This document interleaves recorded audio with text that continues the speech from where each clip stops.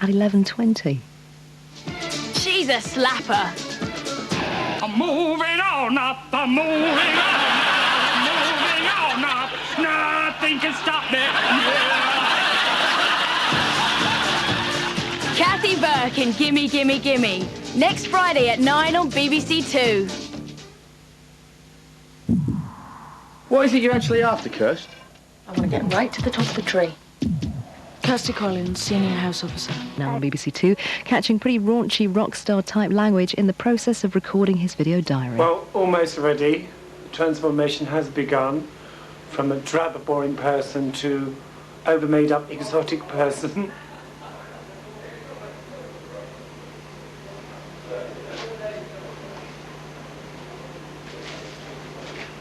And then I'm ready to hit the stage. Glamour!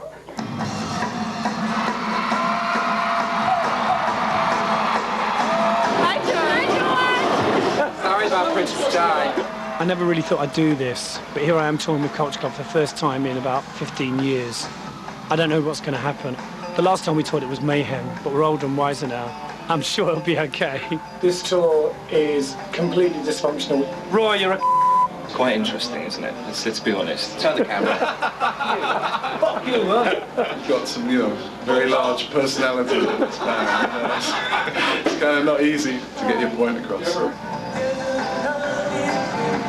When you're touring, the gig is the highlight of your day, really. It becomes the most important thing you do. It's the focus of all your thoughts. You just think of nothing else, really. Well, we've just come off stage in Jersey, and it was a pretty shit gig, I have to say. Roy was playing the piano completely out of tune during Victims in the last verse, and I was howling like a cat. Roy is dead meat when I get my hands on him, I'm telling you. Okay, Roy, I want an explanation about the piano on Victims, please. Nothing wrong with the piano, bitch. Out of tune. Well, it wasn't me. It was. It wasn't else. You got dancing. No, there was something. The first verse was out of tune. Was it in transpose? Guilty. This is the start of a miracle, because I thought we were doing Just Want to Be Loved. No, I did fuck that up, but you did fuck up the piano in Victims. No, I didn't, man. I You did. Guilty, I guilty, swear I guilty, didn't. guilty. And you didn't hear a band called On Victims, did you? Yes, it did. I didn't hear. But if it was, it was... You're sack, mate! You've got the sack! I think one of the worst things about touring is the endless amount of time spent on the tour bus. It's so boring.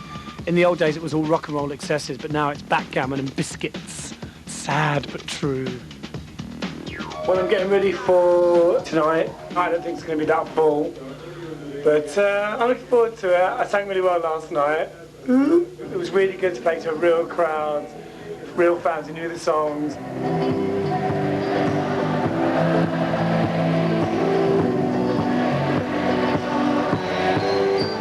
It was lovely, and it started raining in everyone's state, which was a good thing as well. And this is my 10th week without alcohol. Are you impressed? You should be. It's kind of weird touring with John again. There's been a couple of tense moments, but we're trying to be very grown up about it, very 30-something. Take no further action against the president. After, Enough about fucking Bill Clinton. We're here, and this drama is just like taking over the whole of America. Bill Clinton and Monica Lewinsky, boring, waste of fucking public money. And we have our own Bill Clinton scenario going on in this band. I picked up this press pack from the tour yesterday, and there was this interview with John Moss with the Washington Observer, and it says, no one knew the price that tour was about to take better than Culture Club drummer John Moss. While Moss and Boy George had a professional working relationship, working with a capital W, at the time, rumours ran rampant in the British tabloids that the two were actually having an affair. No. It is an allegation that Moss denies to this day, and this is a quote from John Moss. George is one of those people who, if he says it's so, then even if it isn't so, it is. He won't let the facts get in the way of things. What a load of crap. Because if he's going to lie, can you get away from me a bit close? If he's going to lie about things, it's just really annoying, because it's like so contradictory and just a load of bollocks, basically. And basically, I banned John for doing interviews on the rest of this tour.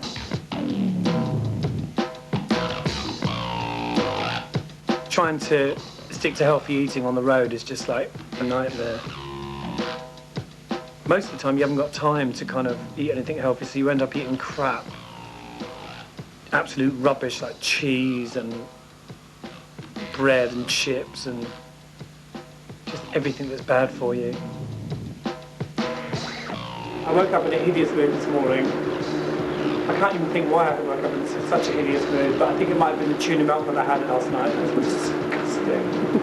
Food in America is vile, I'm sorry. It was like mounds of tuna and mounds of cheese, and they put it in the microwave, so it wasn't really a tuna melt, it was more like a tuna... Tuna dam. It was a tuna dam. Tuna dam. As a vegetarian, food is a big deal for me, especially on the road, and in America it's an absolute nightmare. So I had to do something about it. I decided to get myself a macro chef. Okay, show us your macro goodies, come on. Okay.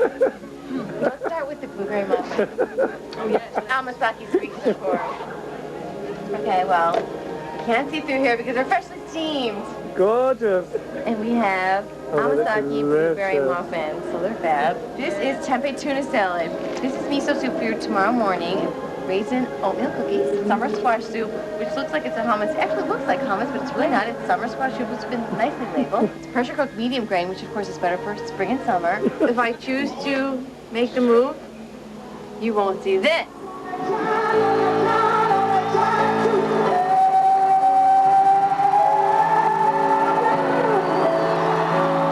Well, you were fab. She was all that. She was so all that. I'm all that. She is all that. That's so California. Say that. And I won't be drinking this. Gorgeous lighting, actually. Whose boy George can just like step aside, boyfriend. No pun intended, but step aside, boyfriend, because this girl's got it going on. She was like this. She did like this.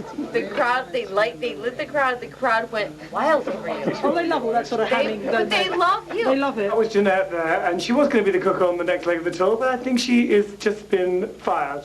She just took herself out of a job.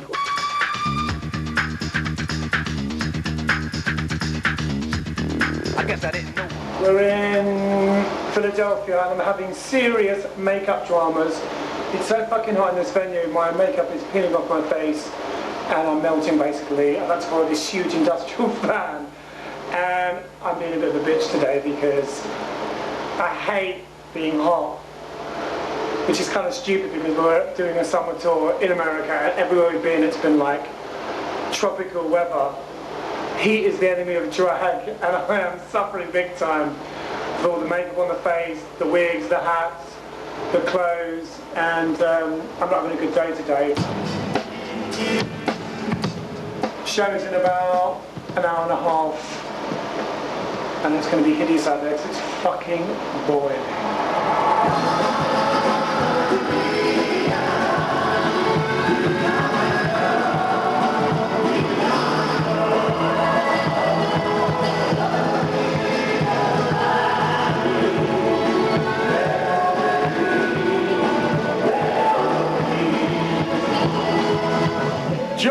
John's snare broke and he played better than he's ever played. No, you didn't quite say that what you said when I came on stage. You were steady as a rock. Those girls down the front, I'm sure they were on ecstasy. They're all like touching themselves. They were happy to see you. No, they weren't. No, they weren't. Did you have sex last night? No. Liar, liar, pants on fire. Bit of slag lag, but no sex. Well, somebody gave you a blowjob. That's what Casey thinks, but I told her no. I thought you, like, when you stopped drinking and doing drugs, you became a better person. I have become a better person. On paper. It's a knob a lot, mate. Chasing young women around the country isn't being a bad person, is it? is. It's been a bit of a cliche, isn't it? This whole band's a cliche, isn't it? It's now or never. How does it feel to be back in a group as a band? I mean, I know there was the little unfinished business, as you said before. You sort of, When I was sleeping with Roy, everything's much better. Yeah. I'm sleeping with Roy. Were you? They're a load of queers, I'm nearly straight back. There's more and more press every day as this tour goes on because, I suppose because we're doing quite well, so in a way it's a good thing. And on the other hand, it's really annoying because although we sort of decided on this tour that the whole band would do the press, people don't want to talk to the whole band, they want to talk to me. So I'm basically getting out of bed, getting on the bus, and then I'm doing all these radio interviews, and then I'm getting to the gigs, and there's like things being thrown at me that I didn't know anything about, and it's fun, kind of getting on my nerves a bit, really. I shouldn't complain really, because it's my job, but having sort of been out of this kind of spotlight for a while, I realise all the things I really hate about it. It's 10:30 in the morning, we're going off to do a photo session with Q magazine. I was woken up at 8:30 this morning by a lovely tour manager to do a radio interview. So I'm very grumpy. That's the guilty party. And we're just waiting for Roy and Mikey, God knows why, because it's not like they dress up or anything. John must be crimping his eyebrows or something. What are you wearing for the photo session? Sporty club. You just wearing that? Yeah. Things are split. Yeah, man, I look great in this stuff. Put up. You? Ponce out. You sure? Yeah, done. Every time I wear this stuff, I get late, so it's got to work, right? There was a time when this band had style. That is long ago. Now we have grace. Who's she? Styling grace. Comes Joan Moss. White jeans, not a good look for a woman of her age. Bloody got up. Do you know where Mike is? Wuta. No. Thought he was down there. Morning. Morning. Morning. Mikey was so brilliant yesterday. Mikey's putting his cocoa butter First when he on. came down, he forgot his luggage. Morning, Mikey. Mikey, blue shirt. Everybody's ready? Yeah, we're all ready. Mikey, always late, Craig. I'm dressed at least, you guys are. You look nice, Mikey. Oh, yes, we are. Hello, Mikey. How are Hey, is you? that how you're going? Mikey, I think we're the only two people with style in this band. Roy has given up. I'm Sporty Club, mate. John's gone brown. Brown's brown, the new brown. Brown is the new brown. Brown is the new brown. Hi, Mum. How's it going? It's going swimmingly, dear. Marvellous. We're on Dolly's trolley. Check it out. We just did this photo session. These people from Q came all the way from London to photograph us and interview us, and Roy acted like a total prima donna at the photo session. Couldn't be bothered, wore really boring, disgusting clothes, and I just had a row with him in the car because I think it's really unprofessional, you know. It's like, that's part of the process of being in a band, being photographed and interviewed, and however annoying it might be. I mean, it was boiling hot out there, but you know, you just don't behave like that. I just had a big row with him in the car because I think it's really unprofessional, and just pisses me off. I find the whole thing really annoying. It's like, you know, I'm supposed to be the star, get over it. You know, I was just in a bit of a mood this morning for some reason, I'm sorry. Well, none of us are in a very good mood. It's first thing in the morning. You know, it's a bit like when you went off without doing the encore and I had a go at you. Well, it's not quite the same thing. It's all right. It's not quite the same thing when, you know... I have an attitude with photos, you had an attitude about an encore. I had a go at you, you had a go at me. I love you, we're friends, you know? But at the end of the day, Roy, you know, this is for you as well, do you know what I mean? It's not just like a joke. Is it? Well, it's got to be fun, man. When were photographs ever fun? Exactly, so why do it? Because they're part of the process, you know, you need publicity to sell records. We have you, mate. Yeah, but you know, it's like, yeah, but you moan, if you're not in I don't moan. Have you heard me moaning about me not getting attention? Have you heard me moaning? I mean, I make bitchy comments, but I don't moan. Well, what's the difference between moaning and making bitchy comments? Bitchy comments is bitchy comments, it's not really caring. Believe me, George, I'm not doing this for my ego. I don't want to be there. Yeah, but you know, if we're going to do the band, you know, I might as well, you know what I mean? If we're going to do Culture Club, we have to do Culture Club. Well, of course, yeah, otherwise, yeah. I mean, I am doing quite a lot of interviews on my own, which I don't particularly want to do, you know, fucking first thing in the morning. You know, if anyone's got a reason to complain, I have. I know. No, I appreciate that. My man, Paris and cool Raoul. Cooler than the water in a swimming pool. I like the R to the A, the U, and the L. Pushing more power than a Duracell. I like the M to the A, the N, and the Y. The hip-hop method that you can't deny. So check out the beat and listen to the sound. And if you're from the Bronx, just boogie down. Well, we're in New York now, and we've got a big show at Radio City tonight. Oh, I'm just doing an interview of myself. Can you fuck off?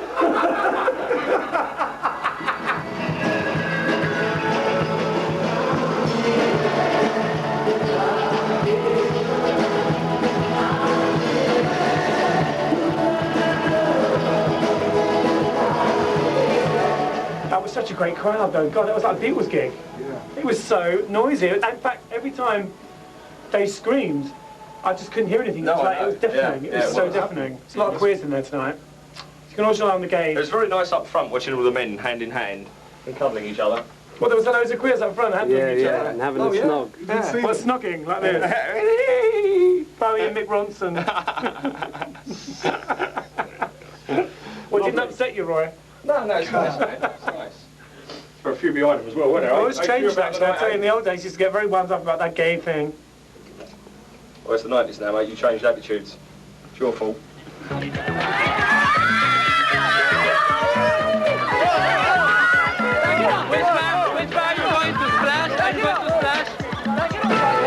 are we doing here? Really? We're on the Dave Letterman show, but I haven't got my stones in. I was thinking, well, maybe I should have. Bugger off. I'm doing the Dave Letterman show and I'm stoned, man. We was just on David Letterman's show, which went really, really good. We played live, and I did an interview with David Letterman, and I ate him alive. We can play now. I mean, you know. Yeah, what's that all about? Hey, what's that? What's that supposed to mean? Hey. They were talking about the whole Monica Lewinsky thing, and I said that I would sleep with Bill Clinton if he asked me to. That made everyone laugh. That was wicked. Boy George and Bill Clinton. That was so clever. Shag. We leave New York tomorrow and continue the tour, but I think this trip in New York has been fantastic.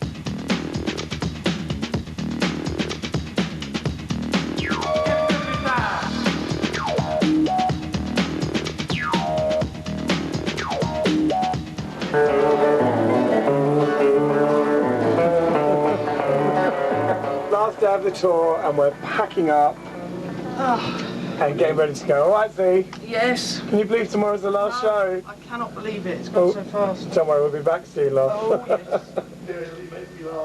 When we first started touring in America, I have to be honest, I found it really difficult to be around John.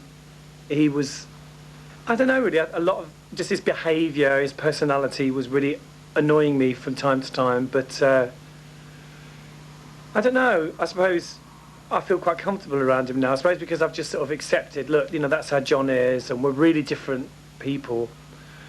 I mean, even when we went out, we never really had that much in common, you know. I mean, I'm much more, I don't know really, I suppose I'm more needy in a different way. I'm not saying John isn't needy, but I'm probably needy in a different way, in a more obvious way.